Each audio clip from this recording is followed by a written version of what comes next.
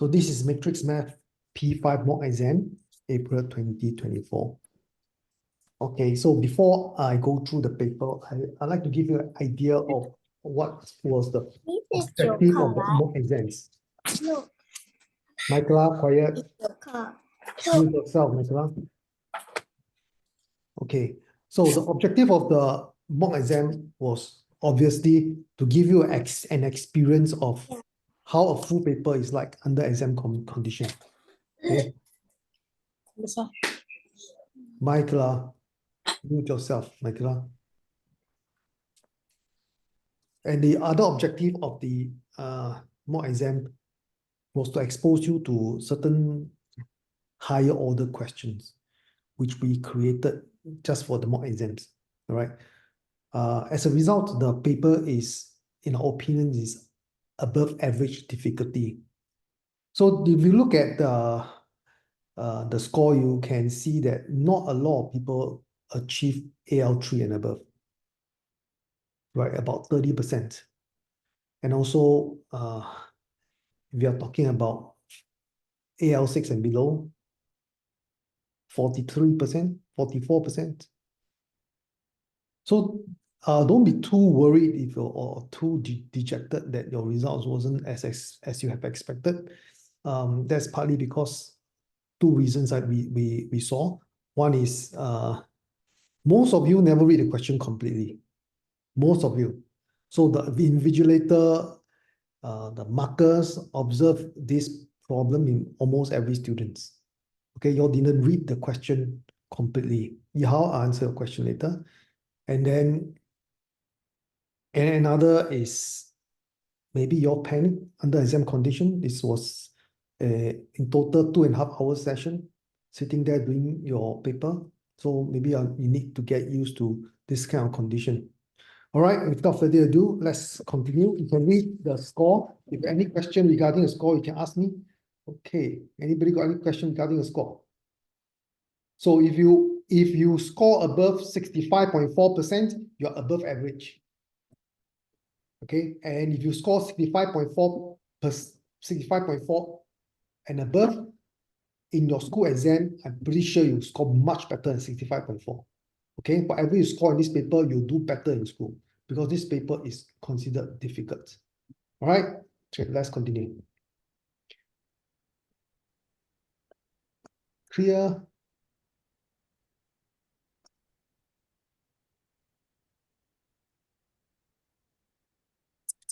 Okay, I'm going through the paper one pretty fast because it's multiple choice, obviously.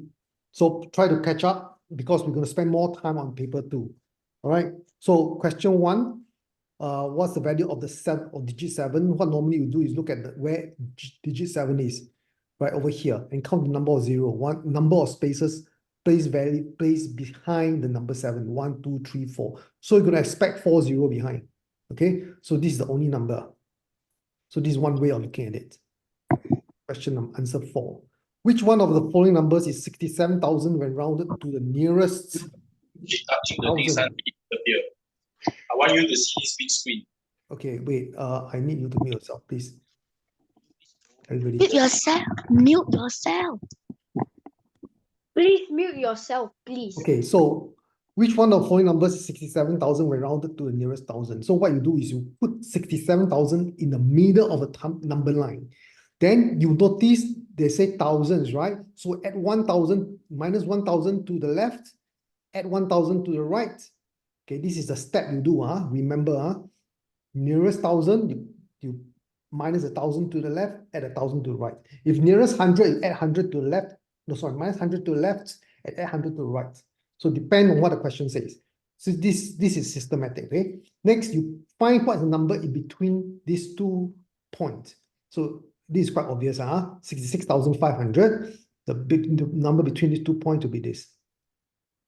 Now, this is one of the common questions asked was not this question. What is the smallest number that will round up to 67,000? It will be 66,500. Okay. What is the largest number that will round to 67,000? It will be 67,500 minus 1. Okay, this is how a typical question is set. But this question is slightly different. It says, find which one of the following number is 67,000. So let's try. Okay, 66,490. It is behind 66,500, right? So it will not round up to 67,000 because if it's behind 66,500, it will round down to 66,000. Okay, the number must be in this yellow range. Wait, what happened? Okay, so if you look at the next number, 6501, it is in this number range. Okay, from 66,500 to 67,500 minus 1, doesn't include 67,500. 67,500 will round up to 68,000. So it will be this yellow range. 66501 is in this range. 67649, it is outside this range. So 3 is out. 67901, it is also outside this range. So it is out. Any question? Answer is number 2. Okay.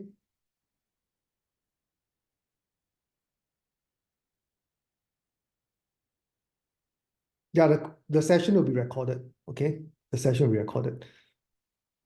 Which one of the following is not the common factor of 16 and 24? So simple, list down the common factors of each of them. Use the T table to help you. So 1 times 16, 2 times 8, 4 times 4. I'm expecting everybody to know this. This is primary forward, okay?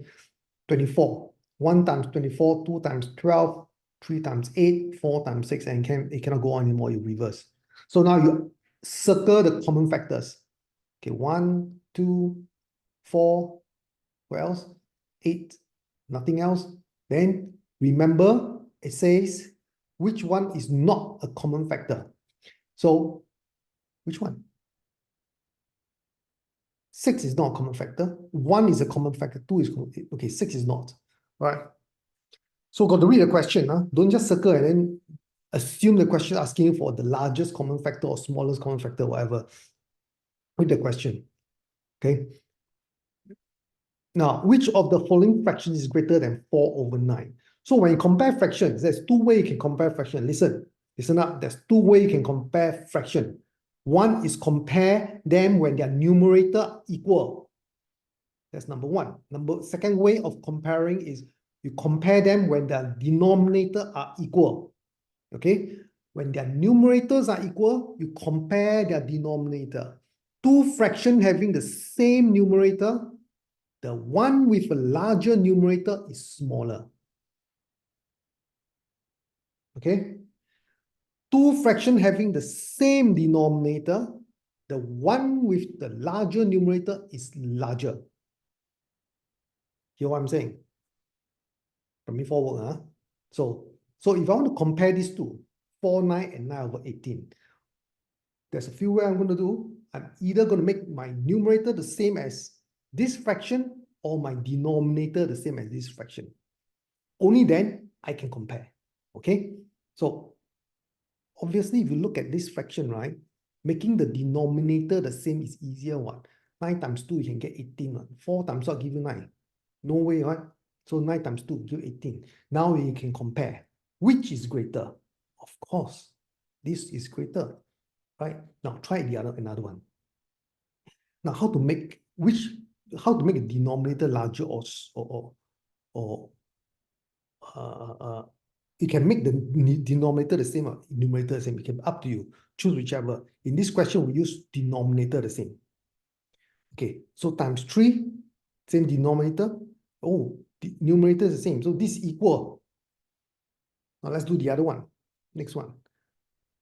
I'll make the numerator the same. So 2 times 2 give you 4, 5 times 2 give you 10. So I compare 410 with 49. 410 and 49 have the same numerator, but 410 has a larger denominator, meaning it is smaller. Okay, same here, 411 and 4/9, same numerator, so you compare the denominator. The one with the larger denominator is smaller. Anybody got any question why this is smaller than this? Anybody? Put it in the chat. Nobody will know you except me. Don't be shy. Okay, I'm moving on. Okay, it's very simple. Numerator is the number of cakes you have. Denominator is the number of people sharing them. Okay, so for example, if I look at 4/11 and 4/9, both of these fractions have the same number of cakes, 4 pieces of cakes, or 4 loaves of cakes, whatever you call it. Okay, 4 cakes. Okay, this fraction and this fraction all have 4 cakes, but the number of people sharing them are different. For this one, you got 11 people sharing 4 cakes. Of course, each of them gets smaller fraction compared to this one. 9 people share 4 cake, 11 people share 4 cake, which is who get less? This one get less, right? So it's smaller. Understand? If you understand, please indicate in the chat.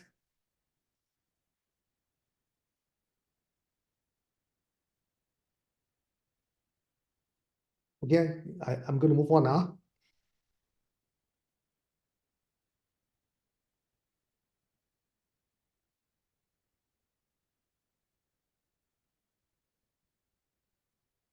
Okay, so this next fraction, so next question, what fraction of the triangles are shaded? What fraction of the triangles? Look here, these are all triangles. So when the question asks this question means the numerator is the shaded triangles. The denominator is all the triangles. Okay? Make sure you know what the numerator is and denominator is.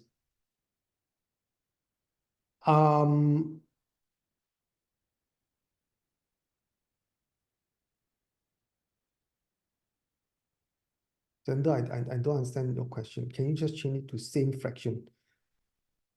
How to change it? There are different fractions. You can't change to. You either change the same denominator or same numerator. That is the only way you can compare. Okay. When compare fraction, you can only the size of fraction, which is larger, which is smaller. Compare these two fractions. You either make their numerator equal or make their denominator equal, and you compare. Okay. Don't multiply. So what fraction of triangles are shaded? So let's count. The number of shaded triangles is 1, 2, 3, 4, 5, 6, 7, 8. 8 of them is shaded. Then you need to count how many triangles are there altogether. 1, 2, 3, 4, 5, 6, 7, 8, 9, 10, 11, 12, 13, 14, 15, 16, 17, 18, 18. So total is 18. Shaded is 8. Simplify. Divided by 2, 4, divided by 2, 18 divided by 2 is 9. So answer is 4/9. Okay, easy, huh? Let's go on to question number 6. Which of the following is equal? Okay, this equal is easier compared to large and small, larger or smaller. Okay, so what I will do is I will change everything into improper fraction. Yes, Xander, you can change to all the same denominator. Of course, you can. There's only 2 ways. Okay, so Xander asked a very good question. That's a good question. When I compare fraction, right, can I change everything to same denominator instead of some compare by same numerator, some same denominator? Of course you can. The reason why I compare by making some fractions having the same numerator and some having the same denominator is because it's easier to do.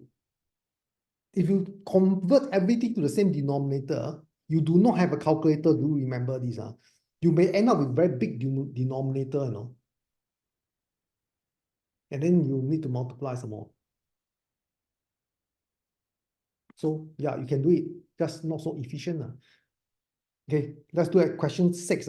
So when I compare these two, again,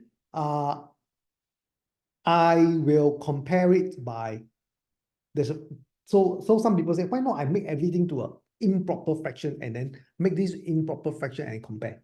Yes, you can. Yes, you can. Okay, so I would prefer you to, I think you can do that as well. Because all are 5, you can do that. So improper fraction, so it's 3 times 5, 15, 15 plus 3, 18. Oh, this is the answer. Or you can change this to a mixed number. But I think changing this to improper fraction is faster. Okay, both method is okay. Answer is 2. Question number 7. What is the missing number? Okay, look here. Look here. When you are comparing numbers on two sides of the equal sign, okay, the left side equal sign and the right side equal sign. Okay, in the multiple choice question, do remember the question is not intended for you to do complicated computation. Okay, if you realize that you have to do complicated computation, meaning you have to multiply, divide, time, plus whatever, just to get an answer, something is wrong. Your approach is wrong already. Okay, in a multiple choice question, this is not the intention. Okay, when you're in primary 5, the teacher has no intention to test your multiplication or division skills. Okay, so the way to do it is to compare visually. So 40 is this 4.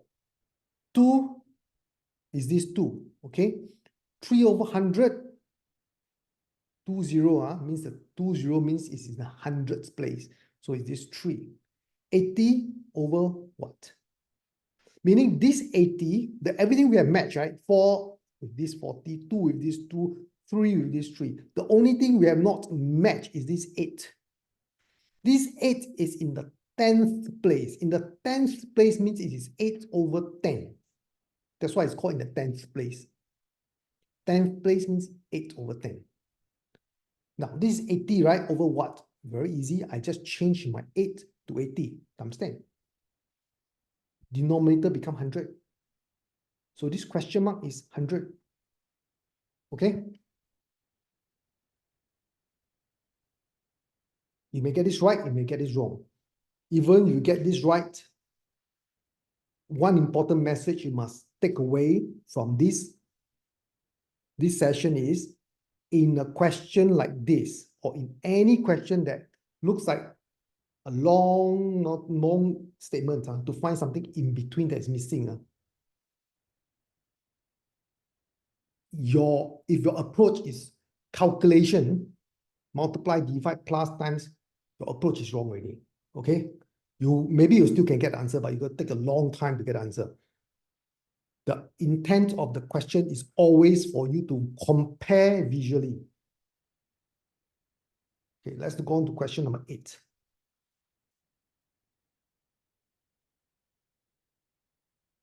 Okay, I'm going to speak louder. Everybody, can you hear me? Or I don't know how to make my voice louder. Right? Yes, I can hear you. Maybe you have to increase the volume now. I can hear you clearly. Okay, some people say cannot hear me clearly. I think you have to increase your volume of your computer. Okay, in a fruit basket, 3/7 of the fruits are orange and the rest are apples. Okay, common mistake people make is 3 is what? 3 is orange. 7 is what? 7 is apples. No. You don't say 3 orange, 7 apples. Read carefully. 3/7 of the fruits means the fruit is 7. The oranges are 3. So we notice many students 3/7 conveniently orange is 3, apples is 7. Don't read question carefully. This is what happened when you don't read question carefully and then you lose 2 marks for this. What a waste. So the intent of this question, if you ever see a question like this, right? The intent of the question setter is to test whether do you know how to translate a fraction into a ratio, right? And we all know that you know how to translate fraction into a ratio. But because you do not read the question, you give the teacher the idea that you do not know how to translate fraction to ratio. What's the point, right? Just read carefully. I do not know how many people get this question wrong, Who got this wrong? I mean, you got this wrong, just take note. Those who got it right, good. So 3 refers to orange, 7 refers to all the fruits, meaning 7 minus 3 will be the apples. So it's 4. Okay. Now, what is the ratio of the numbers of apples to the total number of fruits? Apples is 4. Total number of fruits is still 7. 3 plus 4, 7. Yeah. So 4 is to 7. Answer is 2. Question number 9. Okay, what is the area of triangle ABC? Okay, when you read a question like this, and then there's so many numbers. Why? Why? And do we have to use all the numbers? Of course, do not need to use all the numbers. And why so many numbers? It's there to trick you, obviously. Right? Confuse us. Obviously to trick you, so be careful. So what is the base of the triangle? The base of a triangle, take note, it has to be one of the 3 sides. AC, AB, or BC. It must be one of the 3 sides. You cannot be anything else. It must be one of 3 sides. Now, to pick the base of a triangle, you must pick a base that comes with a height. Okay, so now it's very obvious to you. Those who got it right, very obvious to you. Those who didn't get it right, some people say, oh, maybe 7 is the base. The height will be 11. It looks quite correct, Wrong. Because the height must always be perpendicular to the base. Look, if I pick this as the base, there is no pick BC as the base. There's no perpendicular line to this BC. Then how? Then don't choose this as the base. Choose something else. What about AC, AB also can be base, right? Can. Then where's the height? This one, 7. No. This is not perpendicular. Perpendicular got one square one. No? So then don't choose AB. Then choose left AC only one. Right. So let's choose AC. AC have a base because has a height because this is the height. This is the only line that is perpendicular to the base. Look for this little square in the question, okay? In diagram, it tells you where the height is. So the base is 10 plus 6. The height is 4. So answer is half times base times height, 32. Okay, answer is 4. So how do you approach an area of triangle question? Take note, area of triangle sure to come out because it's a primary 5 topic, right? New topic. So when you do area of triangles, always, number 1, pick the base. Of the 3 choices, use a smart guess and pick the correct base. How do you pick the correct base? Look at the base that has a corresponding height. Okay, that's always the approach. Question number 10. The length of 3 pieces of ropes is in the ratio of 2:6:3. Okay, I always record it down first. What is M means medium, large, small. Okay, medium. Why is it called medium, large, small? MLS. Actually, it should be small, large, medium. Okay, doesn't matter. Okay. What is the difference in length between the shortest? Shortest, it should be 2. It's not this 3. Okay. Shortest and longest rope in the total length of 3 was 88. So there's the matrix math has 5-step thought process. Number 1 is always to record the data, right? That's the recording down. Okay, the recording here a bit weird. S short should be here, M should be here. Okay, doesn't matter. Just take note. So step 1 is always record the data, even multiple choice. Step 2 is look for common base. There's no common base. There's only one ratio, nothing to common base about. So step 2 is unnecessary. Step 3, look for a value. The only value in this question is this one, 88. And you ask yourself, what does this value represent? This value, by asking yourself this question, you are thinking already, So this value refers to total length, means the total here. So 88 represents 2 plus 6 plus 3. 11 units. So 1 unit is 8. That's step 4, find 1 unit. Step 5, read the question. What the question is asking. What is the difference in length between the shortest and the longest? Longest is 6, shortest is 2. So difference is 4. So 4 units, 4 times 8, 32. Answer is 4. Yeah, a lot of careless mistake. Peter paid $300 for a bag and a shirt. The bag cost 5 times as much as a shirt. So 5 times as much as a shirt. That's how I do it. 5 times as much as a shirt. Okay. Another way of recording this is the bag is 5 units, the shirt is 1 unit. Or you want to record as a ratio, is fine. 5:1. Okay. How much more did the bag cost than the shirt? So step 1, record data. Step 2, look for a value in a question. No, step 2, look for common base, no common base here. So step 3, look for a value. 300 is the value, and it represents the total amount paid for the bag and the shirt. Meaning 5 plus 1 unit is $300. So 6 units is 300, 1 unit is equal to 50. Finally, read the question again. How much more did the bag cost than the shirt? The bag minus the shirt, 5 minus 1, 4 units. So 4 times 50. Here's the answer. 200. Question for 13. At first, that's question number 12. At first, there were 24 pupils in the class. Okay, this one, a lot of people make careless mistake. I'm going to explain what kind of careless mistake people make. At first, there were 24 pupils in the class, 8 of whom were girls. These 24 people, 8 of them are girls. So the rest are boys. 2 boys and 2 girls left the class. In the end, what fraction of pupils in the class were girls? Okay, so what this question is asking you is they want the fraction of the pupils in the end were girls, meaning the girls in the end, not at first, over the pupils in the end also. And total. Yeah, total in the end. Yeah, pupils means total in the end. Okay, so your goal is to find the girls in the end and the total number of people in the end. Girls in the end is what? You got 8, right? Girls at first. 2 girls left. So 6 girls in the end. How many pupils in the end? There are 24 pupils. 2 boys left and 2 girls left. So 8 minus 2 minus 2. 20 people in the end. So it's 6 over 20. Simplify. And that's the answer. Okay, what's the mistake people make? 24 minus 2 only. They find total 24 minus 2. And then their total is 22. Then they pick 6 over 22. You simplify. Hey, 3 over 11, no?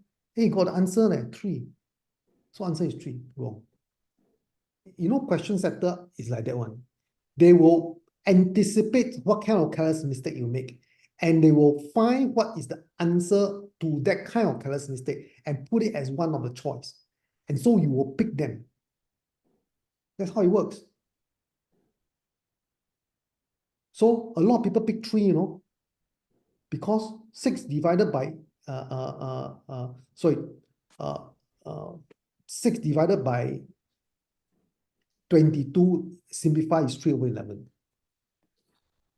Okay, so that's how question setters do their work now.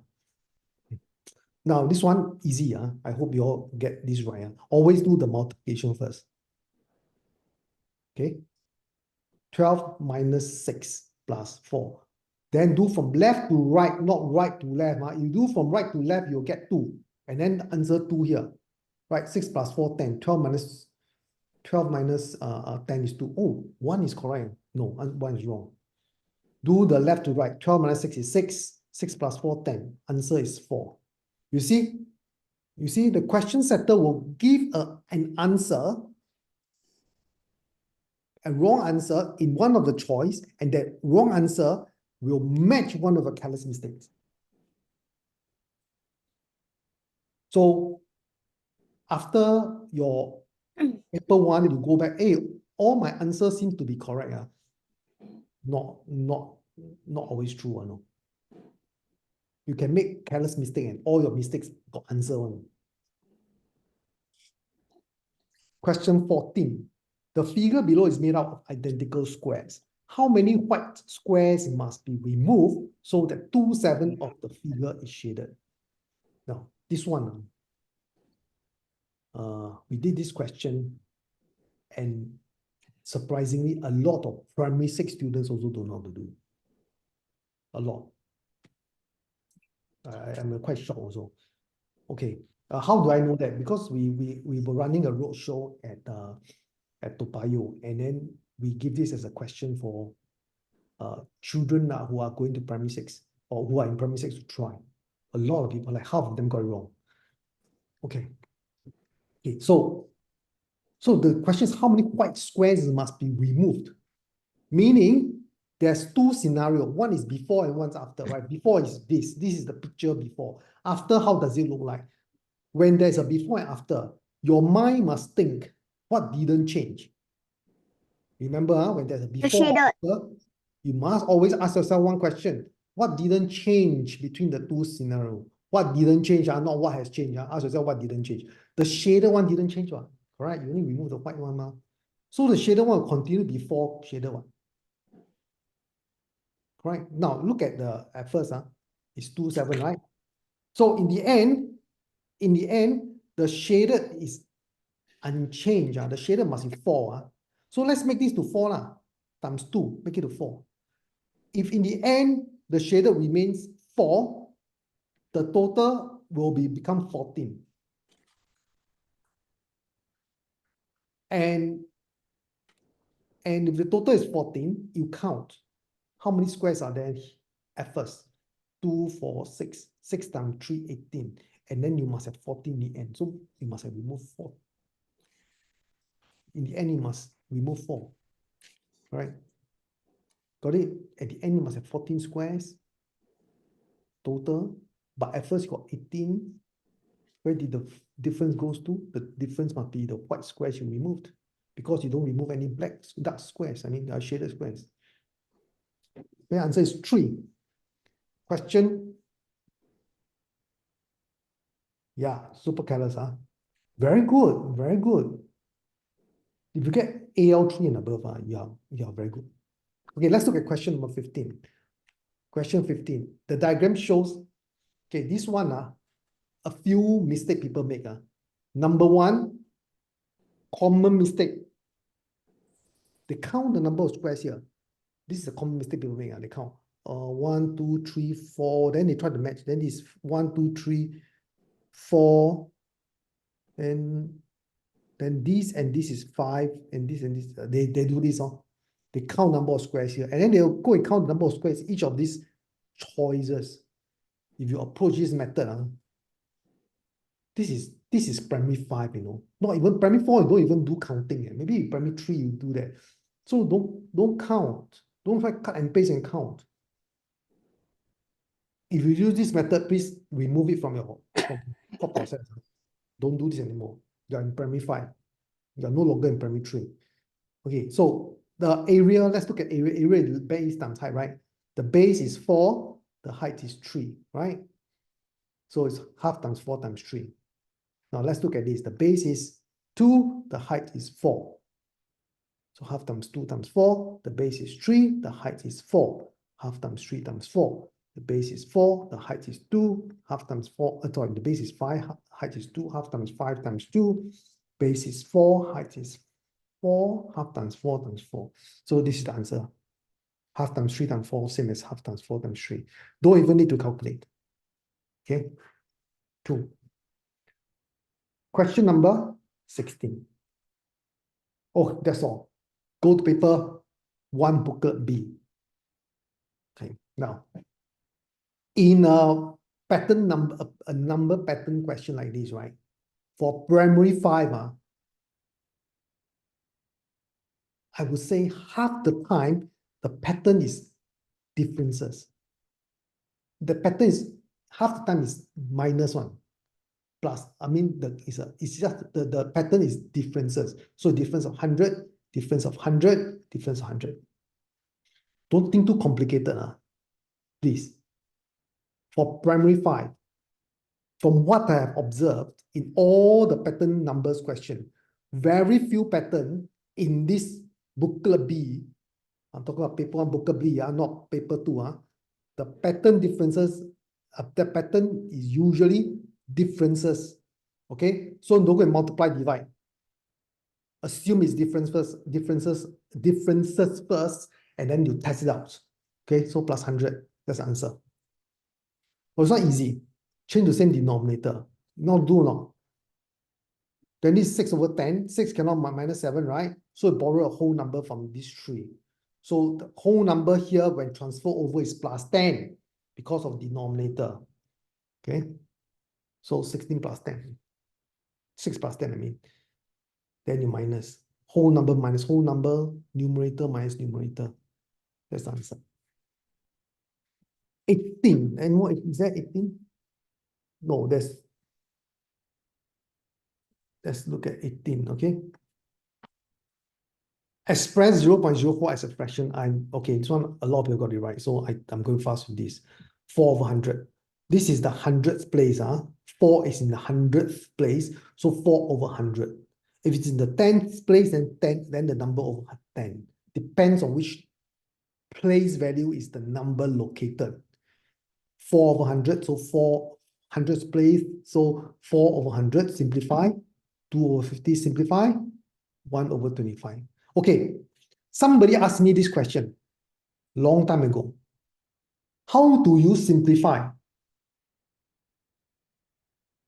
Sounds like a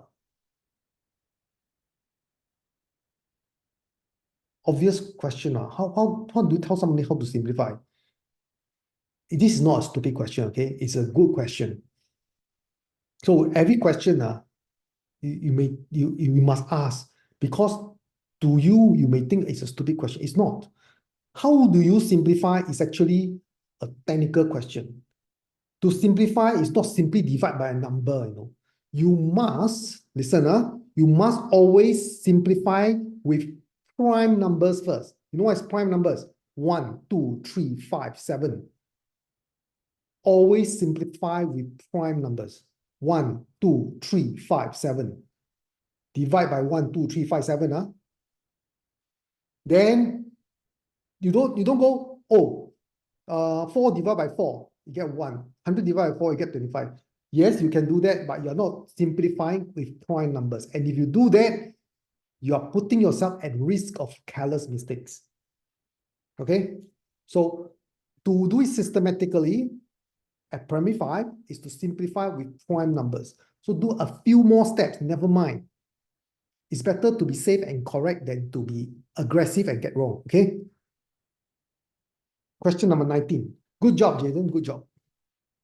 The diagram below is made up of 2 large squares and a triangle.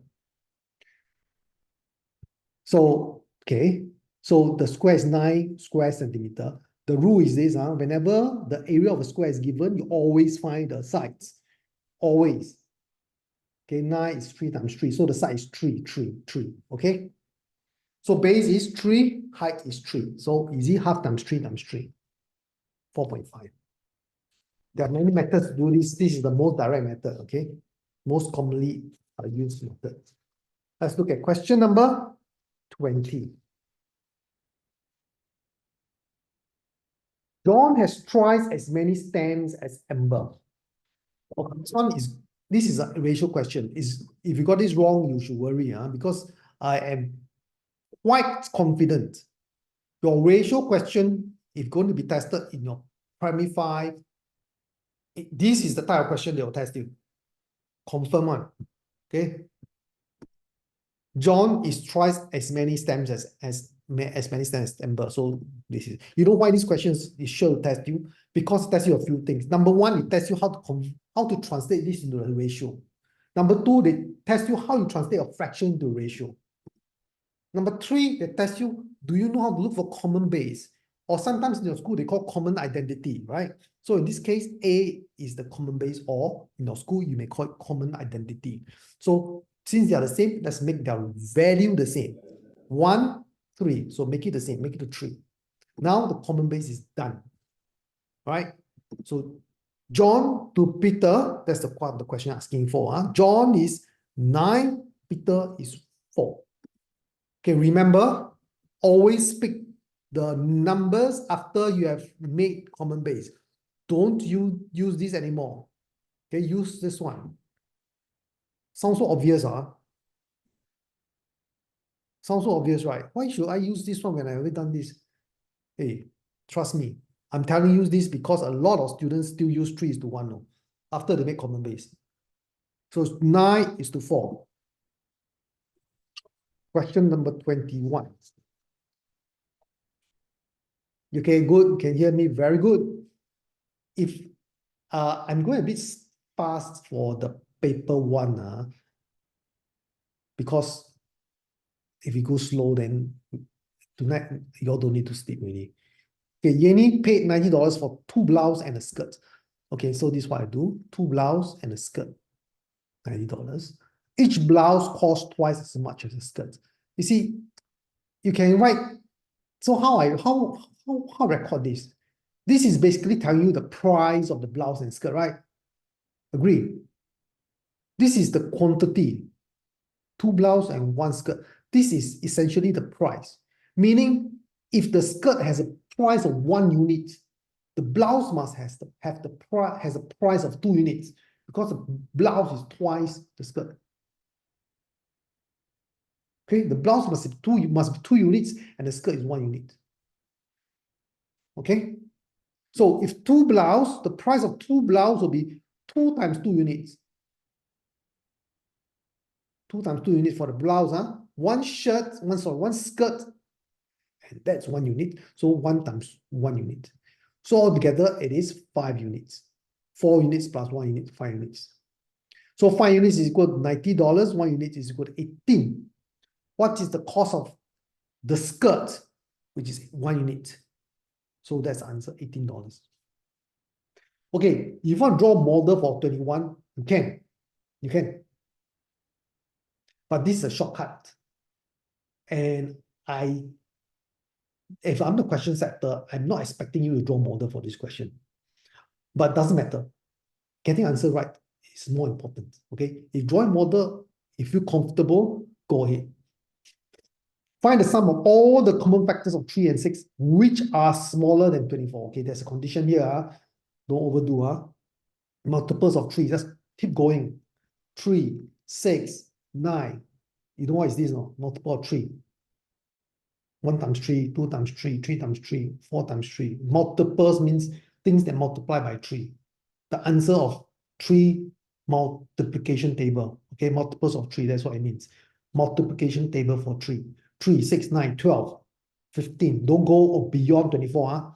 18, 21. Plus 3 is 24 already. Cannot. Okay, it must be smaller than 24. So we stop here. And multiples of 6. 6 times table. Okay, 6, 12, 18. That will go 24. So don't need. So the common multiples will be 6, 6, 12, 12, 18, 18. They want the sum, okay? The sum means you add them up all. The common multiples. 6 plus 12 plus 18. And that's the answer. Okay, some people do this. 6 plus 12 plus 18 plus 6 plus 12 plus 18. Then they get 72. If this one's overdue, they only want the common multiples. 6 is common. Not 6, 6 common, okay? 6 is common. All right, so 6 plus 12 plus 18 will do. Don't just add up all the circles. Just add up the common numbers will do. Okay, question number 23. 3/7 of the number is 21. What is the number? Okay. You can do this pretty fast, but I'm going to show you conceptually what it means. 3/7 of a number. So listen. So it means that this number can be divided into 7 parts. And if I pick 3 out of that 7 parts, that 3 parts has a value of 21. So this is what I meant. 3/7 of the number is 21. Okay, understand the meaning? Or 3/7 of a cake is 21 kilogram or 21 gram. 3/7 of a cake is 21 gram. It will mean that I am going to cut my cake into 7 parts, and 3 parts has a mass of 21 grams. Same meaning, okay? So I'm going to draw the number. In this case, the number is like a cake. I cut it into 7 parts. 1, 2, 3, 4, 5, 6, 7. And 3 parts has a value of 21. So what's the number? The number is the whole cake, or whole thing here. So one of these will be 21 divided by 3, 7. And the whole number, the whole number here is 7 times 7. Okay, 49. Got it? I want you to understand the meaning of this statement. Very important. Okay, now, question 24. The ratio Amber's age to Yenny's age is 1:3. So Amber is 1, Yenny is 3. Yenny is 8 years older than Amber. The difference here is 8 years, right? So 2 units is 8 years. 1 unit is 4 years. How old is Yenny? Yenny is 3 units. So 3 times 4, 12. Very good. Jovan, you got to mute yourself. Question 25. Question 25. Okay. Now, the figure below is made up of 8 identical triangles. Mr. Jason, I was not done. It's okay. I'm going faster. You can watch the recording. The figure below is made up of 8 identical triangles. So that 8 triangles here.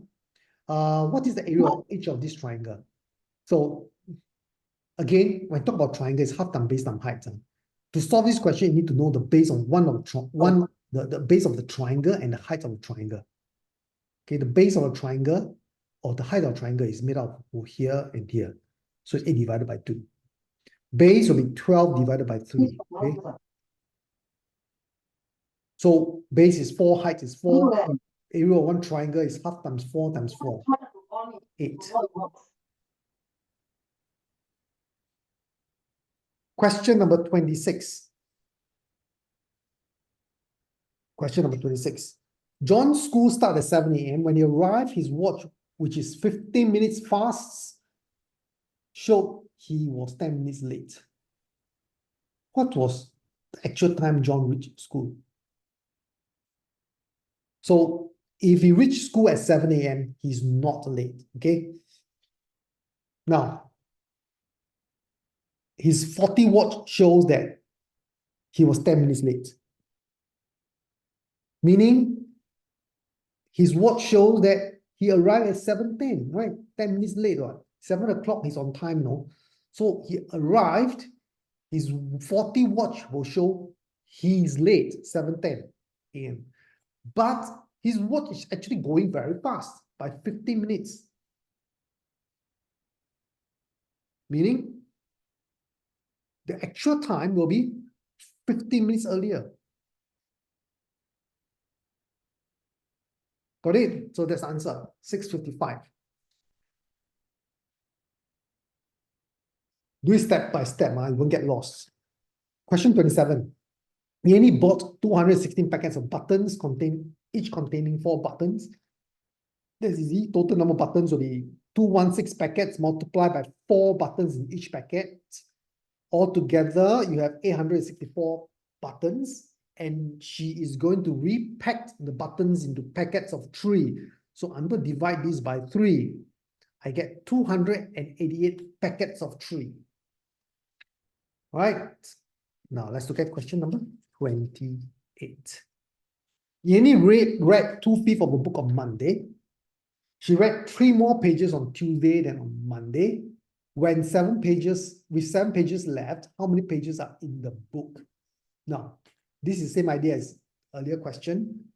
Yenny read 2/5 of a book on Monday, meaning the book can be divided into 5 parts. And Yenny read 2 parts.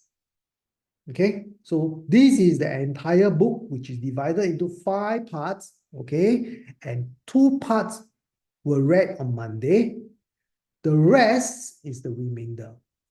Okay, and she read 3 more pages on Tuesday than on Monday. So Tuesday, she's going to read 3 more pages than Monday. Now, this is Tuesday. I'm going to draw it. Tuesday is, you see, Monday, you got 2 blocks here, right? Tuesday will be 2 blocks plus 3 more pages. And that is Tuesday. And with 7 pages left, so the remaining is 7. So 1 unit is 3 plus 7, 10. The book has 1, 2, 3, 4, 5 units. So 5 times 10, 50 pages. I can't really slow down. I don't think you should copy, because you can copy in your, okay, everybody, I want you just to focus and listen. Don't copy. Because if you copy, this lesson is going to end at 11, 12 o'clock. Right? I want you to listen. You can copy, and this session is recorded. You can always copy. And if you really want the solution, we can photocopy for you the solution. You don't even need to copy. Okay? All right. If you want the solution, we can photocopy for you. Don't need to copy, huh? But best is watch a video again. Amber had a big pumpkin. She used 1/3 of it to make pies. So focus and listen.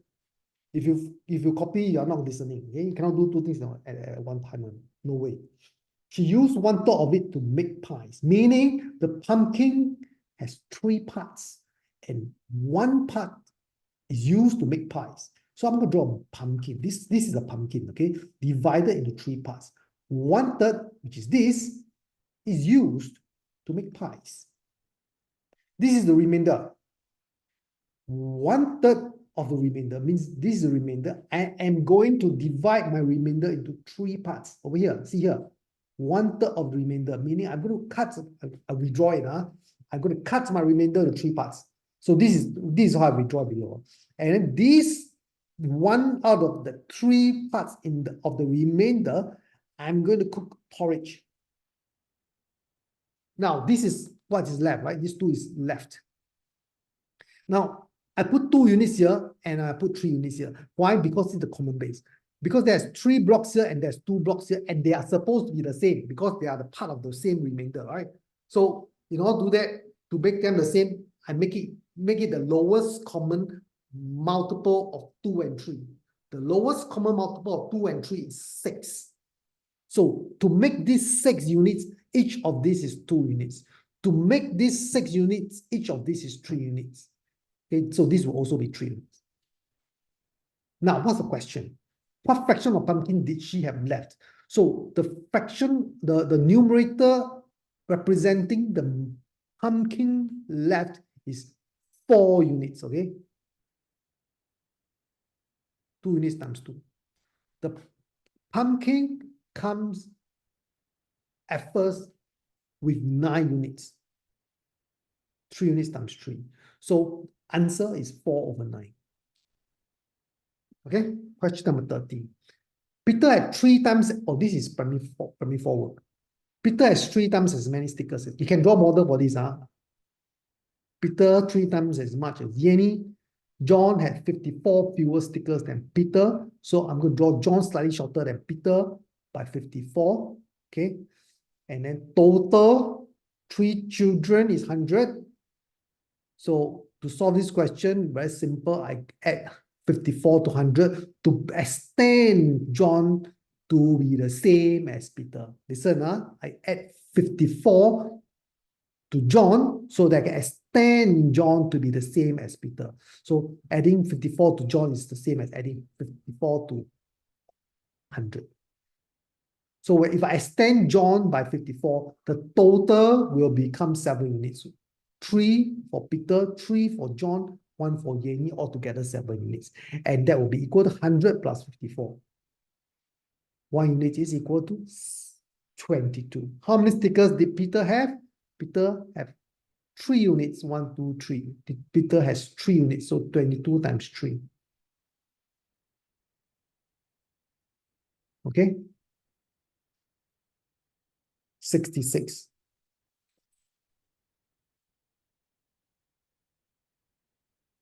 Okay, paper 2. Let's see. Let's do until 8:20. Then we have a break. Okay. The ratio of the number of adults. Now paper 2 already. Can use calculator. The ratio of number of adults to the number of children at the zoo was 2:1. There were 725 boys and 603 girls at the zoo. Altogether, how many people were at the zoo? So the ratio of number of adults to number of children is 2:1. So adults to children is 2:1. Boys and girls are children, boys and girls are children. So total number of children will be 725 plus 603. 1,328 children. And that is equivalent to how many units? It is equivalent to 1 unit. How many people were there at the zoo? People will include both adults and children. There are 3 units. Adults plus children. So answer is 3 times 1,328. All right. Now let's look at question number 2. John had 9,700 balloons. He packed 30 balloons in each bag. 30 balloons in each bag. Using 185 bags altogether, how many balloons are left unpacked? Okay, so this is what happened when children just do without thinking, right? These are the children who do without thinking. Is they see 9,700 balloons, pack 30 balloons in each bag, immediately 9,700 divided 30. No. Continue reading, okay? Using 185 bags altogether. So each bag going to have 30 balloons. Altogether, 185 bags. You can pack how many balloons? You can pack 185 times 30. You can pack 5550. Question is, how many balloons are left unpacked? The difference okay? So those who go do 9,700 divided by 30, you'll get very strange steps and answers, okay? Yeah, the right answer. Question 2. Question number 3. Okay. Peter used the wire to form 3 squares as shown. AB is a straight line, 17. So AB is 17. Find the length of the wire. You notice it says squares. This question will not work if it is not a square. If it is a rectangle, this question will not work. Okay. It's either, this question happens many times already. I saw this kind of question comes in different forms over many years. Comes in squares, comes in equilateral triangles, some comes in both squares and equilateral triangles. Okay, only three ways they can test you. What are they testing you? They're testing you whether can you see that AB is formed by AAA, BBB, CCC. Yes? Someone raise a hand? No? Okay, let's continue. So AB is made up of A plus B plus C. Meaning A plus B plus C is 17, right? The length of the wire is made up of 4 A's, 4 B's, and 4 C's. So it's 4 times 17, and that's the answer. Okay, now I remind you again, this question can be tested using equilateral triangles. Then it will be, instead of 4 A's, it will be 3 A's, 3 B's, and 3 C's. Okay, that's one way they can test you. Another way they can test you is, instead of telling you the length of AB, they tell you the length of the wire, means they give you a value of 68. Then they ask you for AB. Got it? So many ways they can test you. They give you the length of the entire wire, which is 68, then give you the same picture, but ask you to find AB. Sometimes they make it even more difficult. The wire got extension coming on, the balance. Then they tell the balance length. You just have to minus off. These are the little annoying steps that you have to do. But the main thing they are testing is not to remove the extra wire, okay? Is to know that the square's got 4 sides that can be divided by 4. Question number 4. A square garden has a perimeter of 60. Okay, this is a square garden. This is a perimeter, please. So perimeter is the sides and made up of 4 equal sides. One side will be 60 divided by 4, 15. And let's see here. So 15. And what is the area? Area is just 15 times 15. Length and breadth. Okay. Let's continue. Let's do the easy one first. We'll do the difficult one later.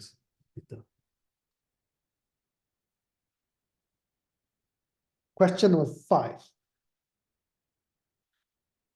Yenny and John initially have a total of 542 stamps. After Yenny collects an additional 25 stamps and John collects an additional 53 stamps, they had an equal number of stamps each. There's a missing head. How many stamps does Yenny have after receiving the additional stamps?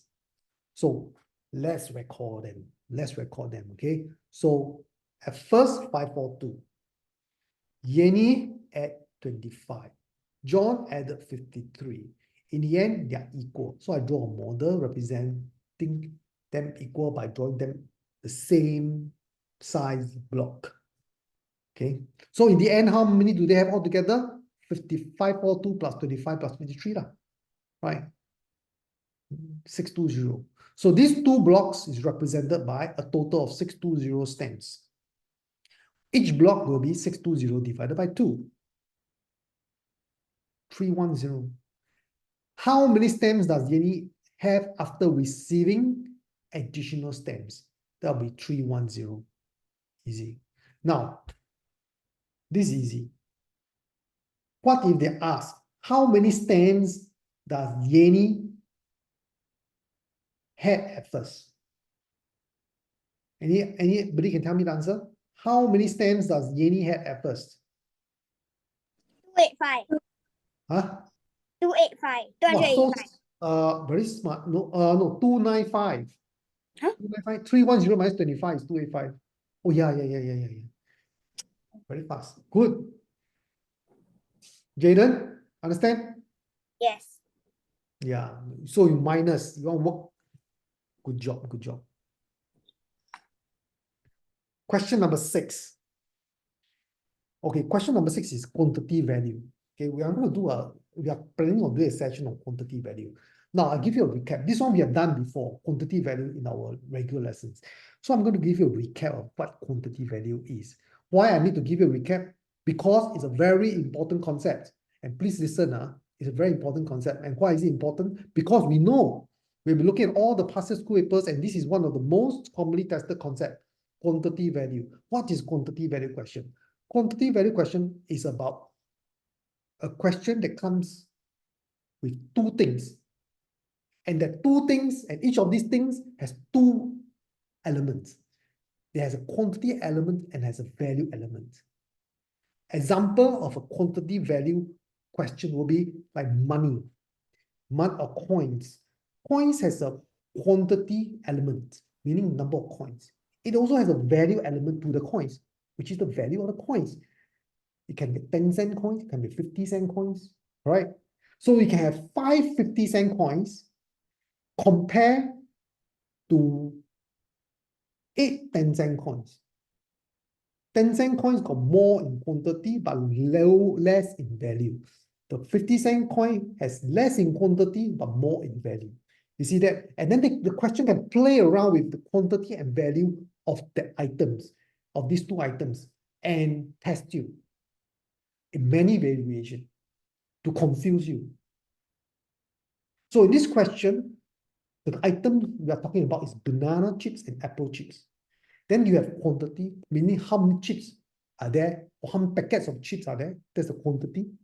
Then the value aspect of this question is the price of the packets of chips.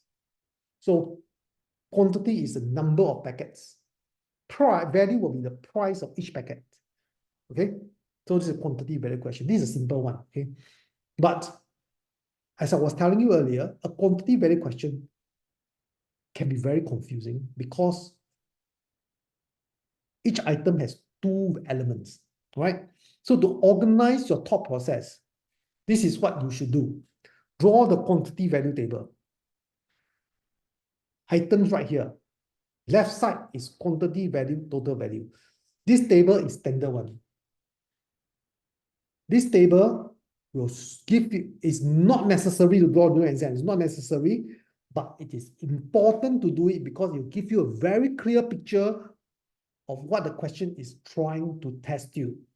So you remember what I've been telling you earlier? The question setter set question to confuse and to trick you. And your job is not to get tricked and confused. So this is one way to help yourself. Draw the table out. Okay? Equal means the quantity are the same, right? Fill out the table first, huh? So 1, 1. Of course, some students ask me, hey, Jason, why not 2, 2? Why not 3, 3? Yes, you can. You can put 3, 3 also. Your answer will still be correct. You want to put 1,000, 1,000 also can. Answer will still be correct. But what for? 1, 1 so easy to do. You go and do 100, 100. Might as well put 99 and 99. 7, 7 makes it very difficult. 1, 1. Okay. If it's equal, just put 1, 1. Okay. Don't do crazy thing like some random number. Okay. 1, 1 is good enough. Value will be the value of the packets and chips, means the price. So bananas is $3. Apple is $5. Next, you multiply 1 times $3, 1 times $5. Notice, I write this here. I don't just draw the table. Because this table has no marks, 0 marks. You draw this table, however pretty this table is, no marks. The marks is here. 1 times 3, $3. 1 times 5, $5. Some may even ask, hey, 1 times 3 is 3. Why still need to write? How do I know how do I know you get 3 by 1 times 3? You could get 3 by 2 times 1.5, you know. All right, you can get 3 by 6 divided by 2. So it is important that you write down the number statement to tell the teacher you got your 3 by getting 1 times 3. You get your 3 not because you go 6 divided by 2. Okay, you got your 3 from a correct thought process. 1 times 3, 1 times 5. So this is the steps you must write to get your marks. Okay, now, so what is this table about? We're talking about this table. So this table represents one group. One group. You must imagine that all your apple, banana, and apple packets are organized into groups like this. And in every group, there's only 1 packet of bananas and 1 packet of apple. So there are many groups of bananas and apple packets that you have purchased, that Yanni has purchased. And all these groups add up to $56. Now, how much is one group? 3 plus 5. So Yanni bought many groups, and every group cost her $8.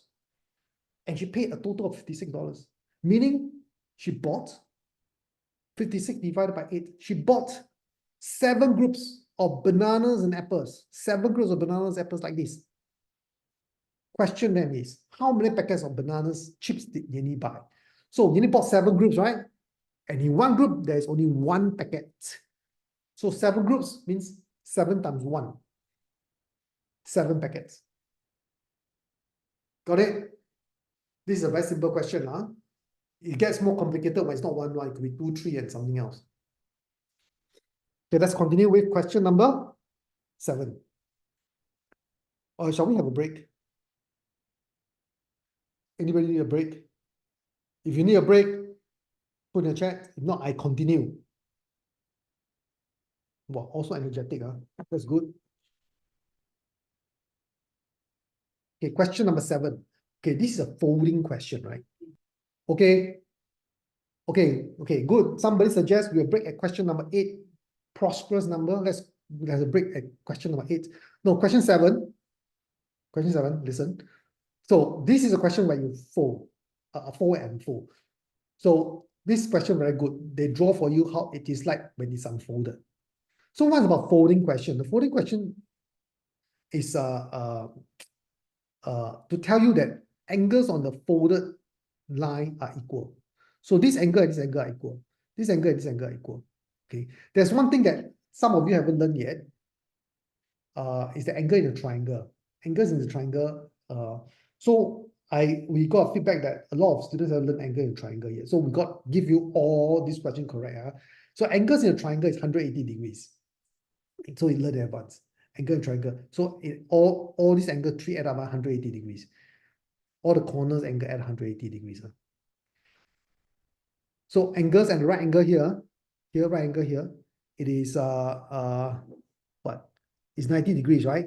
So 90 minus away 50, these two angles must be the same because it's on the folded line. So angles on folded line are equal. So 90 minus 50 divided by 2, I'll get this one because these two are equal, correct? So 90 minus 50 divided by 2, I'll get 20. So each of these is 20 degrees. Or this is 20 degrees as well. Now angle EFD. So they are looking for this angle. So this is 20, this is 90, and this, and if I plus this, it should add up to 180 degrees. Okay, if you're not sure what it is, this three angle 180. So 180 minus 20 minus 90. 70. Okay, so I know you have not learned this question, and I'm going to give you an answer. I'll teach you. If you are not sure what I'm talking about, doesn't matter. Okay, you are not tested on this yet. Question number 8. Then after that, we have a break. Classroom A and B have some chairs. 3/5 of the chairs from classroom A is equal to 1/3 of the chairs from classroom B. This is equivalence proportion. A fraction equal to another fraction. Very obvious one. When you read a question like this, fraction equal fraction. So when you see a question like this is what you should do. Write down the number statement. 3/5 A, make sure you have A, classroom A, whatever. Make sure there is a letter next to it. A, indicate this is 3/5 of A, equal 1/3 of B. Do not, I'm going to emphasize this, do not write 3/5 equal to 1/3. You must write 3/5 A equal 1/3 B. If you write 3/5 A equal 3/5 equal to 1/3, then you'll be marked wrong because 3/5 is not equal to 1/3. Joven, don't need to copy. I will give you the answer key. If you ask from the teacher will give you answer key. I'll also record the video. You can also watch. Now your main focus is to listen to me, okay? And learn. Now, equivalence proportion, one fraction to another fraction. You must make numerator the same.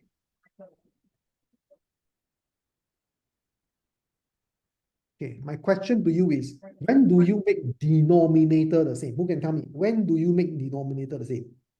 When? Who can tell me? Quick one. In what circumstances do you make denominator the same?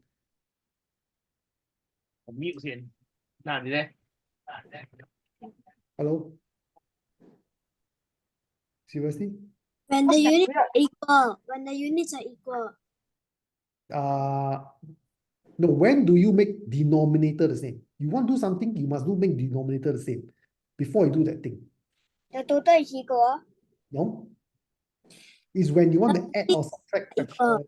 Yeah, when you want to add or subtract fractions. Yeah, okay. When both are from the same fraction, total, yeah, correct, agree.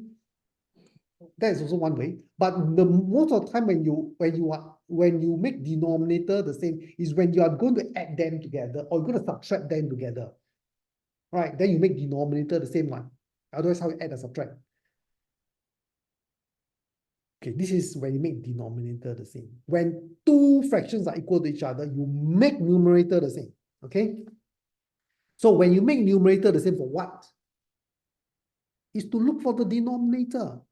Because when the numerator are equal, the denominator represent their total. Meaning A has a total of 5 units and B has a total of 9 units. Okay? Now, look for the value in the question. 24 fewer chairs. Classroom A has 24 fewer chairs than classroom B. Meaning all the chairs in A is 24 fewer than all the chairs in B. So, meaning 9 minus 5, that's the difference. And that difference is equal to 24 units. 1 unit is equal to 6. Read the question again. When you get 1 unit, how many chairs are there in classroom B? 9. Pick the correct number. 9 times 6, 54. Now, I got a question. Okay, this is not relevant. Never mind. Okay, now we shall have a short 10 minutes break. Then we come back again. Okay, 10 minutes. Now is 20:32. 20:42, I will just start. Okay. Question number 9. Question number 9 is supposition or assumption question. I hope when doing the exam, when you read the question, you recognize it. All right. It's very simple only. The question tells you there's a total of $64 Amber spent at the supermarket. She either she either use $5 or $2 to buy the items that she purchased. Altogether, she uses 20 pieces of $5 and $2 notes and spend a total of $64. The question is, how many of these 20 pieces are $5 notes? Supposition question. Okay, so if a question asking for $5, the approach is to assume the opposite. That means assume all are $2. So we shall assume all the 20 pieces of notes that she used to buy, that she used to spend the $64 are made up of $2 notes. So we shall assume all the 20 pieces are $2 notes. If all the 20 pieces are $2 notes, how much will she spend? $40, which is way less than $64. Correct. Actually, she spent $64, but if you assume all of them are $2, all the 20 pieces are $2, she only spent $40.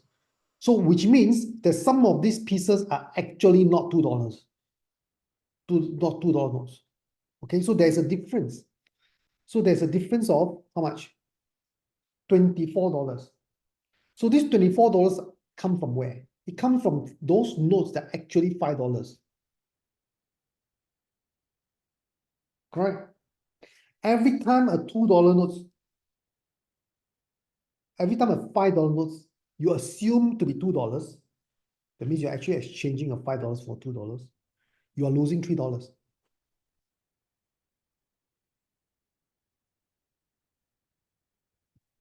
Altogether, you lost $24. So 24 divided by $3, you will know how many $5 notes has been assumed wrongly to be $2. 8 pieces of $5 notes. Got it? You must master a supposition question. Okay, sometimes in May, we are going to host a webinar, free one, on supposition question, targeted on the 1st of June. Ask your parents to look out for the WhatsApp. This will be sent as a WhatsApp to everybody. Okay. And then it is on supposition, and then it's free, and you will give a summary of how to approach a supposition question. I think the teacher will go through like 6 questions or something. Teacher Felicia will be doing that. 1st of June. Okay, it's free. Question number 10. Yenny and Amber shared some sweets in the ratio of 5:8. When Amber gave away 21 sweets, the ratio becomes 4:5. So record the data statement, one statement at a time. So the first statement is Yenny and Amber having the ratio of 5:8. The second statement, when Amber gave away 21 sweets, meaning that is the change. Amber minus 21. And next, the ratio becomes 4:5. Before, change, after. Remember, earlier part of the session, I tell you, whenever there is a before and after, your thought process must be asking yourself, what didn't change? Right? Remember that? That was like earlier part of the question in the session. When there is a before and after scenario and you're going to compare, you ask yourself, what didn't change? So comparing this, Amber has changed. Yenny, nothing happened to her. She still had her sweets. So Yenny didn't change. Very good. So if Yenny didn't change, the value has to be equal. Over here, Yenny's value is 5. Here is 4. To make them equal, I do the lowest common multiple of 5 and 4, which is 20. Okay, times 4 over here, I make it 20. Times 5 over here, I make it 20. Make sure you multiply by 4 across. Don't just multiply the 5 by 4 and forget about an 8. So multiply across. Now, once you have made common base, ignore the original ratio. Focus on the new ratio. Okay? Step 1, record data. Step 2, look for common base. Make them the same. Step 3, look for value. The value in the question is 21. Once you identify the value, ask yourself the next question. How many units does that value represent? The value refers to Amber. And it's the difference between the Amber before and Amber after. So 21 represent the difference between 32 units and 25 units. So 7 units is 21. 1 unit is 3. That's step 4. Step 5. Read the question again. How many sweets did both of them have in the end? In the end, pick the right one. 20 plus 25. Not 4 plus 5. It's 20 plus 25. 45 units. So 45 times the value 1 unit 3. 135. Okay. Let me pause for a while, get a drink. So answer is 135. Now question number 11. A shop selling tableware was having a sale. Plates and bowls were sold at the prices shown below. Read this table carefully. A lot of people read this wrongly. Buy 1 at 650. Buy 2 or more at 580 each. I do not know why. A lot of people read this way. Buy 1 at 650. And then they read it somehow. They say the second onwards is 580. You know what's the difference? Buy 1 at 650, buy 2 or more at 580 each. Means if I buy 1 plate, he's going to charge me 650. If I buy 2 plates, he's going to charge me 580 times 2. 3 plates, 580 times 2 times 3. This is what the question is actually, this table is actually telling you. But somehow, so many students read it as buy 1 650. The second one and onwards is 580. Means if I buy 2, I pay 650 for the first one. I pay 580 for the second one. If I buy 3, I pay 650 for the first one. I pay 580 for the second and third one. This is the wrong understanding of this table. Okay? Who got the wrong understanding? A lot of people, okay? If you're wrong, you're among the many people who somehow read this thing wrongly.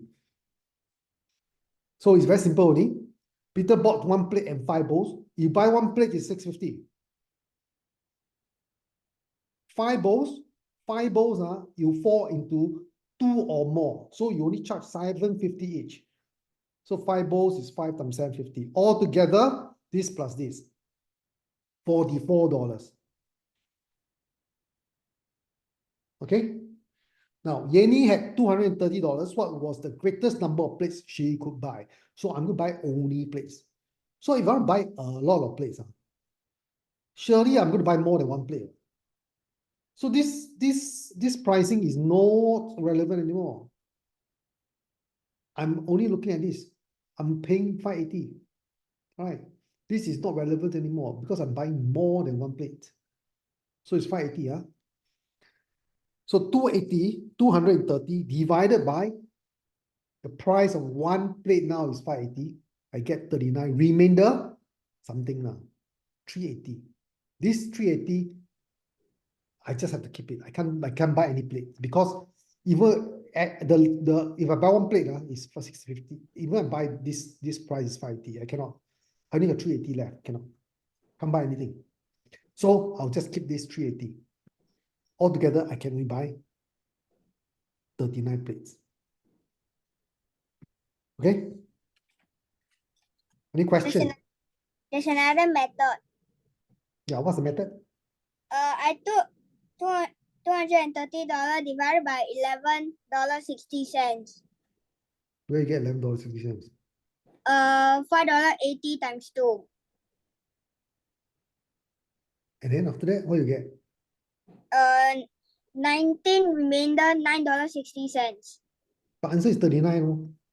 Yeah, but then I took 19 times 2, which is 38. Then plus 1, 39. Yeah. Oh, so complicated. No. This method is your method. You're going to confuse your teacher. Hey, you bring again? Your method is going to confuse your teacher. Your teacher wonder, why you divide by 2, and then why later you plus 1. Although ultimately you get the answer. And you'll be at a disadvantage because you know why? Your logic is there. I can understand your logic. But your teacher, when the teacher is marking, you are not going to sit beside the teacher and explain to the teacher like you explain to me, Correct. The teacher will think you are fluke. So, yeah. But actually, anyway, your thought process is a bit complicated, I have to say.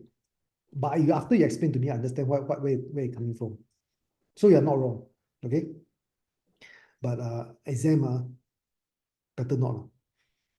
Do the straightforward method. This is the straightforward method. Okay? Question number 12. Okay, this is a primary 4 question. You learned about intervals at primary 4. I think primary 3 also learn. Okay, anyway, let's go through. So there are 25 flag posts planted equally apart in a straight 48-meter path. It always equally apart. Interval questions. So this is an interval. The between each flag is an interval. So the interval between each flag will be the same. That means the distance between each 2 flags is the same. What is the distance between the first and the 8th flag? So when you're looking at the distance between one flag and another flag, it's not by the number of flags. It's by the number of intervals. The flag itself has no length on the floor. No cover, no distance. Maybe very small little distance, the thickness of flag. The distance covered is covered by the intervals, right? So if there are 8 flags, there are 7 intervals. Okay, sorry. Let's go back to the first one. There are 25 flags, there will be 24 intervals. Do you know why if there are 25 flags, there are 21, 24 intervals, -1? Do you know why? Who do not know why? Okay, imagine everybody put out your 5 fingers. Look at the screen. Look at me. Look at me. Look at me. Can see me on the screen. You put out 5 fingers. Imagine each of these fingers is a flag. The intervals is what comes between the flag posts. 5 flag posts. 1, 2, 3, 4. 4 intervals. always minus 1. Okay, so there are 25 flag poles. There will be 25 minus 1, 24 intervals. Got it? Who don't understand? This is very important. Huh?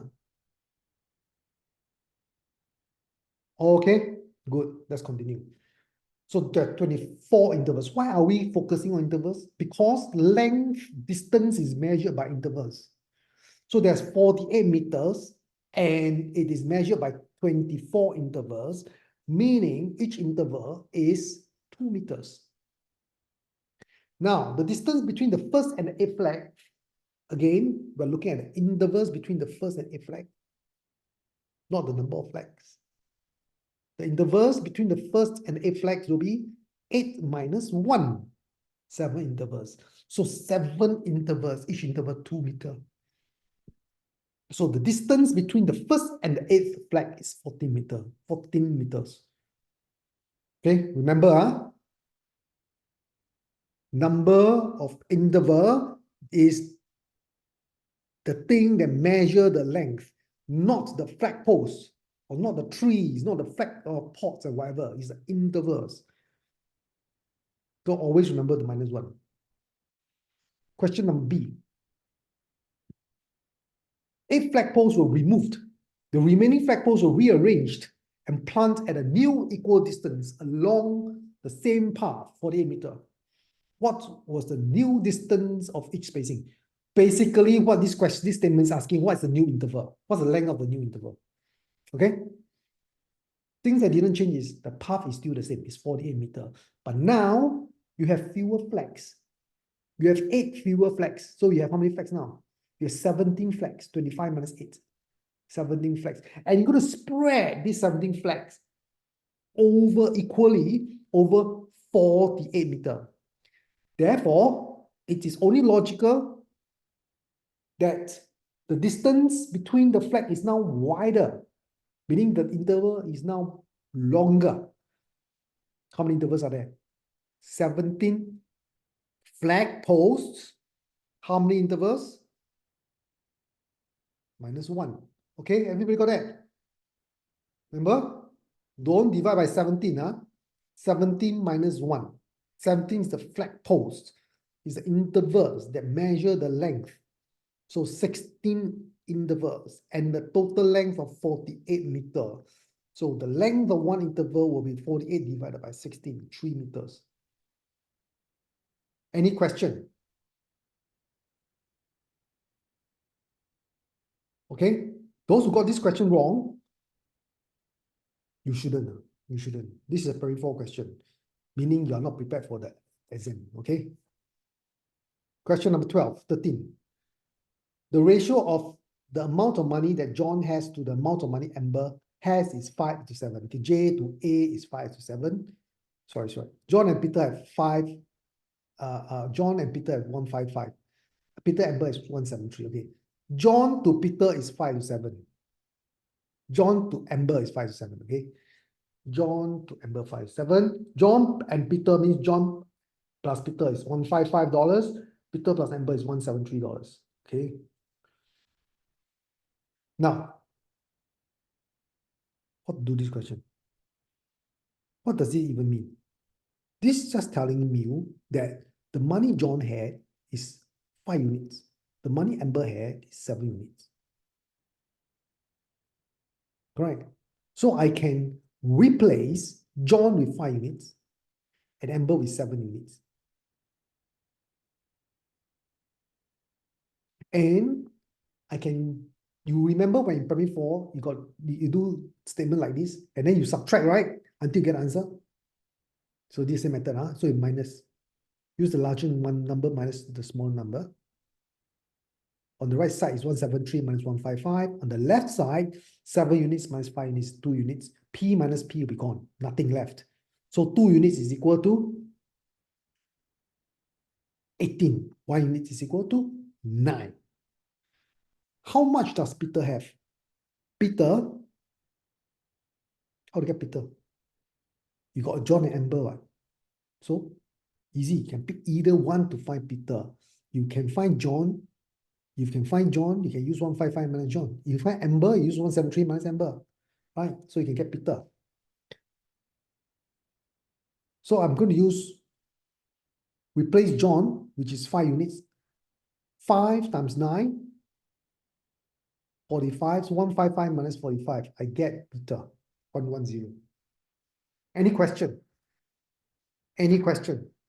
If your question is, let you copy, that is not a question. You can, I tell you, you can always, you don't need to copy. I will give you the answer key. You just have to tell the teacher will print a copy nice and pretty for you. Don't even need to copy. Okay, let's look at question number 14. The following figure is made up of 2 identical triangles. So what's a triangle? When the question write to you 2 identical triangles, a square and a rectangle, don't just read and forget about it. No. As you read, you must identify where these 2 identical triangles is, where is the square, and where is Sarah identifies as a plant. yeah, must identify. Then the triangle is here. 1, Photosynthesis. 2. Photosynthesis. You want? And then the rectangle. And then the rectangle square. Okay, got everything here. Now, now the question is, what's the length of rectangle? Okay, if these are identical, means the short side of the triangle must be the same. If this is 5 centimeter, this must be 5 centimeter. If this is 12 centimeter, this has to be 12 centimeter. Okay, these 2 are equal because it's part of a square. Okay, so this is 5, 5. I don't get how bread is cake. This is 12, 12. Hello, who is that talking? Focus. You are not muted. Please mute yourself. So, look here. So now I have the length of the rectangle, 12 plus 5. And I got the breadth, 7. I will be able to find the area of rectangle, correct? Now the question is, what is the area of figure? The area of figure is made out of area of the rectangle, the 2 triangles, and a square. Very easy. Let's find the rectangle first. So it's 17 times 7, length and breadth. Square is 13 times 13. Triangle, 1 triangle is half times base times height. There's 2 triangles. So many people forget about there's 2 triangles. Unbelievable. Everything is right. And last step, they add only 1 triangle. Half times 12 times 5. 30. 1 triangle only. There are 2 triangles. So 119 plus 169 plus 30 plus another 30. 348. Okay? Who made the mistake of adding only 1 triangle? Be honest. Me. Yeah. Don't worry, you're not the only one who do that. So you see, I don't know why students can make same mistakes or not, which is basically never read the question properly now. Okay, question 15. Okay, this is taught in the early part of the year, but we teach fraction. Very important. Super important, this question, super important. Remainder theory with additional value. So let's begin. He used 1/3 of the rope and another 3 meters of it for a project. So I'm going to draw a bar and I'll split the bar into 3 parts, meaning the rope represents the entire bar. The bar represents this bar represents the entire rope, and I'm going to cut it into 3 parts because Peter used 1/3 of it, which is this, and another 3 meters. I'm going to extend a little bit more, 3 meters. So this is used by Peter for a project. Remaining from the remaining piece of rope, which is this, is the remaining. Okay, got to be neat. How to be neat when you draw a model? You draw it long. Don't draw little square. You can draw a rectangle, and please draw a long rectangle. Okay, use a ruler. Now I'm going to redraw the remainder below, and I am going to cut my remainder into 5 parts. Because it says here, he gave away 2/5 means of the remainder and another 4 meter away. So 2/5, which is this 2, and another 4 meter. So I stand a little bit 4, and this is given away. And he had 11 meter of rope left. So whatever untouched is from here to here, and that is 11 meter left. Now, from this model, you can see that if I use 11 plus 4, it is 3 units at the bottom of the remainder, correct? 11 plus 4, 3 units. So 15 is 3 units here. 1 unit is 5. So each of these is 5. If I use 5 times 5, I get the entire remainder. Right? 5 times 5, 25. And that is the entire remainder. Okay? Common mistake people make is, oh, 25. So 25 divided by 2. Please. This only happened because you're not looking. This is not equal to this. 25 plus 3, then you get 2 equal parts. 25 is just only this. Okay, 25 plus 3, you get 2 equal parts. 28. 28 will be this 2 parts. 20 divided by 2, 14. So this is 14. And the rope original length is 14 times 3. Very good. Those who got this question correct, that means you have very clear mind. You got a very clear mind when you approach a question. And the question is so systematic. Believe me, this question is so systematic. It's not even tricky at all. It's very systematic. It tells statement by statement. He used 1/3 and another 3 meter. Remaining, he used 2/5 and another 4 meter. 2/5 and another 4 meter. And left 11. It's not a tricky question, no? Okay, next question, 16. Okay, 16. 16, at this point of time, you find a lot of people got this wrong. A lot. I can understand. At this point of time, you'll find it very difficult. But trust me, by July, August, this question, when it appear to you, you'll say, oh, this is chicken feet. Very easy to do. Believe me, at this moment, you'll find it so difficult. But by July, you'll find this question very easy. And you will, over time, you will get used to reading problem sum with a lot of words. When you look at the question, wow, so many words put you off, right? I know. You also put me off. But actually, the truth is, when a question has a lot of words, it is actually easier to do, you know. It's usually those questions with very few words that's very difficult to do. Very good, Jaden. Very good. Please go to the toilet. Okay, the number of tickets to a science museum sold over the first week and the second week was the same. So there's 2 timing. One is first week and the other one is second week. And the keyword is they are the same. The number of tickets sold are the same. Okay? The ratio of the number of adults sold to the number of children tickets sold on the first week is 5:3. So you see, the second statement tells you what happened on the first week. So the first week, adults tickets sold compared to the children's tickets sold is 5:3. A to C. The next statement, the ratio of the number of adults tickets sold to the number of children's tickets sold on the second week was 2:1. So this third statement tells you what happened on the third week, a second week. So it is 2:1. Now, you have to compare. Whenever there's 2 ratio, you got to compare. What didn't change? Who can tell me what didn't change? What is the same? The total. Very smart. Wow, how you know? How do you know? The total don't change. Where in the question tells you that total didn't change?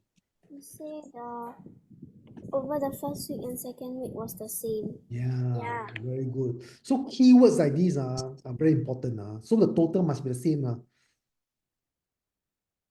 So let's compare. The total here is 8, the total here is 3. They have to be the same, right? The value has to be the same. So let's make them the same.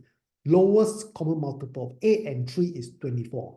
Okay, so multiply by 3 across, multiply by 8 across. Look at this. Now, after I make common base, ignore the first row. The first set of ratios is no longer relevant. Focus on the second set of ratios. Step 1, record data. Step 2, look for common base. Step 3, who can tell me what step 3 is? Matrix method, step 3, come on. Record data, look for common base. Do you have the back with you? Step 3 is look for a value in the question. Please. You all cannot go to lesson. The teacher explain to you the 5 steps. You all just listen and then only focus to solve the question. You all should focus and listen to the teacher, not to solve the question. Okay. Third step, record data, common base. Third step, look for value in the question. There's only one value in the question. Tell me, what's that value? Who can tell me what's the value? 340. 340, very good. Now, once you identified the value, you ask yourself, how many units does this value represent?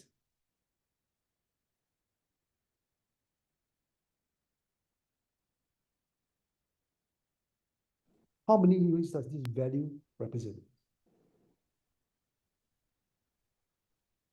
The total number of children tickets sold in both weeks is 340. 24. Meaning 24 plus 24. Right.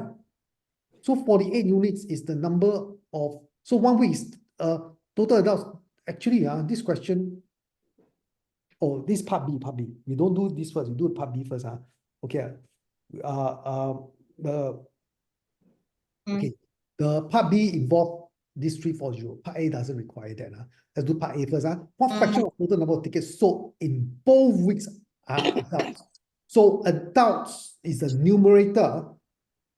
Denominator is the total. Okay, which is 48. So adults will, for both weeks will be week 1, 15, week 2, 16, 31. Both weeks will be 24 plus 24, 48. So the fraction will be 31 over 48. Can you simplify? Cannot. Think of the think of what? Think of prime numbers. Can I divide by 1, 2, 3, 5, 7? Cannot. 1, 2, 3, 5, 7 cannot. So no common base. Cannot be simplified further. So this is the answer. Simplest form already. Now let's look at B.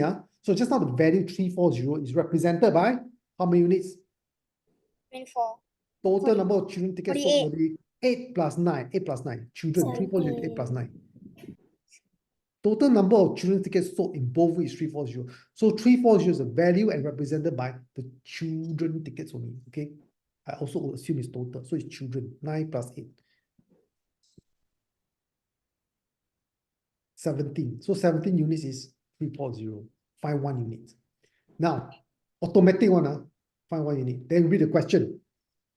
If an adult ticket costs $9.50, a child ticket costs $6, find the amount of money collected from the sale of tickets in both weeks. Easy. This is just pressing calculator only. I already tell you the price of each type of tickets, and then they give you the value, and you calculated the value of 1 unit. You can count the number of adults and children already in both weeks. Right, children, you already know is 340.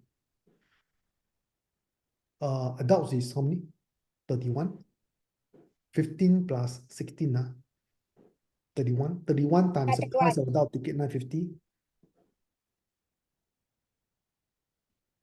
So 31 times the value of 1 unit first. 31 times 20. So 620 adults.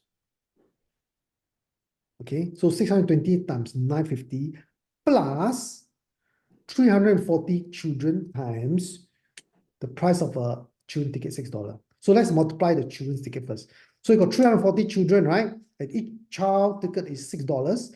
So you pay $2,040 for all the 340 children tickets. Now you got 620 adults, right? You're going to pay 620 times the price of an adult ticket, 950, 5890. And add them up both together, that's the total amount you have to pay. 7,930. Wow, that's a lot of money. Let's look at question number 17. Okay, that's the last question. And then we can say good night. Question 17. This is a primary 4 question that come with a twist. A lot of people got this wrong. I think 90% of the students got this wrong. If you are the 10% and get this right, you are so smart. Okay? You should give yourself, you should be proud of yourself. Like 90% got wrong.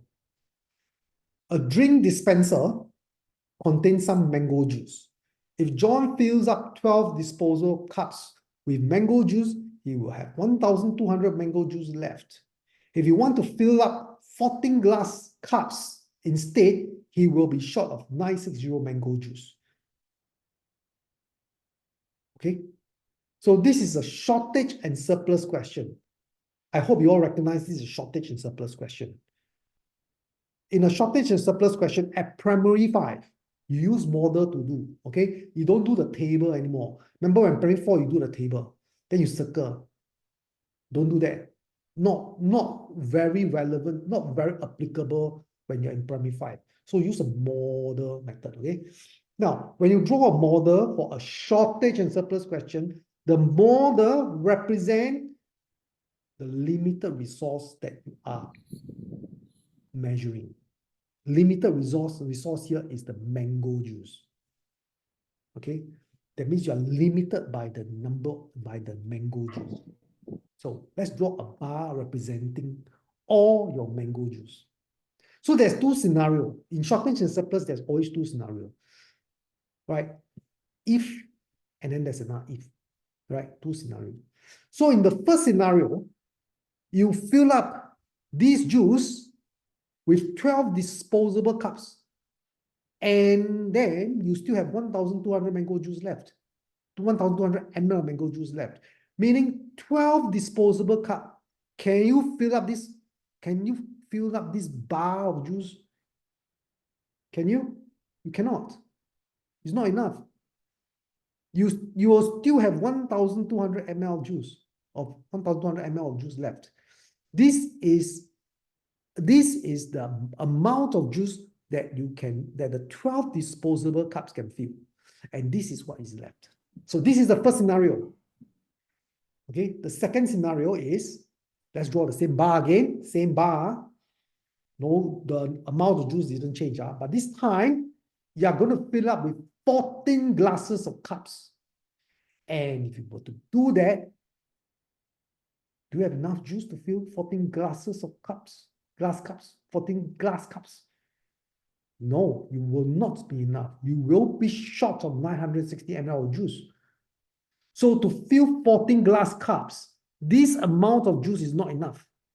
I need another 960 ml. Then with this additional 960 ml, I then can fill 14 glass cups. Any question? Any question? Okay, when you approach shortage and surplus question, this is how you approach it. 2 scenario, think of it this way, okay, and then do 1 scenario at a time. Now, in a typical primary 4 question, this will be the same. If this is cups, this will be cups. Disposable cups, this will be disposable cups. But this is the twist. This thing is disposable cups and this is glass. There are 2 different kinds of containers. Okay, you can't do the question like this until you convert one of them into the other one. Okay, you either convert your glass to disposable or convert your disposable to glass. So this statement, fortunately, gives you an idea how to convert. 3 disposable cups have the same capacity as 2 glass cups. Okay, so with this, it helps me to convert. I'm going to convert 12 disposable cups into glass. How? 3 disposable times 4, I get 12 disposable, right? And if I times 4, 2 glass times 4, I get 8 glass. What this tells me is that I can convert 12 disposable cups into 8 glass cups. Correct? Now, let's compare. Look at the model again. The difference between 12 glass cups and 8 glass cups is 1,200 plus 960. Any question? The difference between 14 glass cups and 8 glass cups, which is 6 glass cups, and that will be equal to 1,200 ml plus 960. So 6 glass cups is equal to 2,160, 1 glass cups is equal to 360. Any question? Seriously, any question? Hey, got question? Just put in the message. No question, huh? Revise, huh? Very important, this. Okay, now, what's the capacity of a glass cup? Okay, this is the answer, 360. Part A, capacity means how much you can contain. How much mango juice is inside the drink dispenser? Meaning, what is the size of this bar, right? This is how much juice are there. How much juice is there? So 8 glass plus 1,200. Or if you want to use the second scenario, it will be 14 glass minus 960. I'll always use the plus one, easier to do. So 8 times a glass cup will give you 8 times 360. Okay, 8 glass cups is 8 times 360, give you 2,880 plus 1,200. 4,080 will be the amount of mango juice in the drink dispenser. Convert to liters. Okay. Always take note of this kind of thing. Imagine you do here, you write 4,080 ml. You got minus half a mark if they are lenient. If your teacher is strict, minus 1 mark because your answer is not the same, not in the same unit. All right, that's all.